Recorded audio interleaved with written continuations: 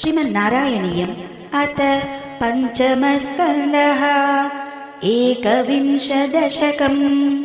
नववर्षाणि सप्तद्वीपादयश्च जम्बूद्वीपादिषु भगवदुपासन प्रकारवर्णनः।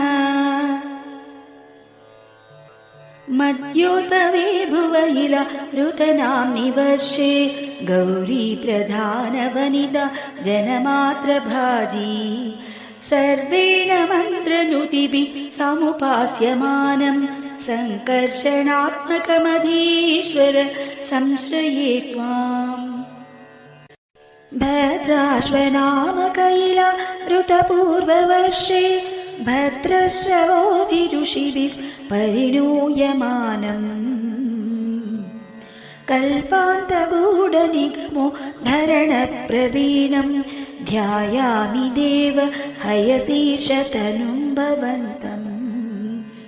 ध्यायामि दक्षिणगते हरिवर्षवर्षे प्रह्लादमुख्यपुरुषैर्परिसेव्यमाणम् उत्तुङ्गशान्तधवला हृदिमेकशुद्ध ज्ञानप्रदं नरहरिं भगवन् भवन्तम्।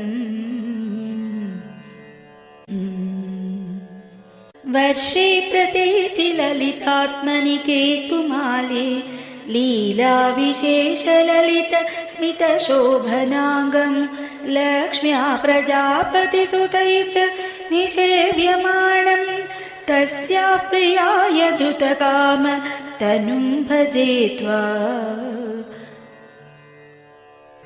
रम्ये युदीचि खलु रम्यकनाम्नि वर्षे तद्वर्षनाथमनुवर्य सपर्यमाणं भक्तैकवत्सलममत्सर हृत्सुभान्तं मत्स्याकृतिं भुवननाद भजे भवन्तम्। वर्षं हिरण्मयसमाह्वयमौत्तराहम् आसीनमत्रिधृतिकर्मठ कामताङ्गम् संसेविते पितृगण प्रवरोर्यमाणं तं त्वां भजामि भगवन् परचिन्मयात्मन्। किञ्चोत्तरेषु कुरुषु प्रिययाधरण्या संसेवितो महित मन्त्रनुतिप्रभेदैः दंशाग्रगृष्टगणपृष्ठ गरिष्ठवर्ष्मा त्वं पाहि वीर्यनुत यज्ञवराह मूर्ते। यां यां दिशं भजति किं पुरुषाख्यवर्षे संसेवितो हनुमता दृढभक्तिभाजा सीताभिराम परमाद्भुतरूपशाली रामात्मकः परिलसन् परिपाहि विष्णो। श्रीनारदेन सह भारत कण्ठमुख्यैः त्वं साङ्ख्ययोगनुतिभिः समुपास्य मानः आकल्पकालमिह साधु जनाभिरक्षे नारायणो नरसखः परिपाहि भूमन्।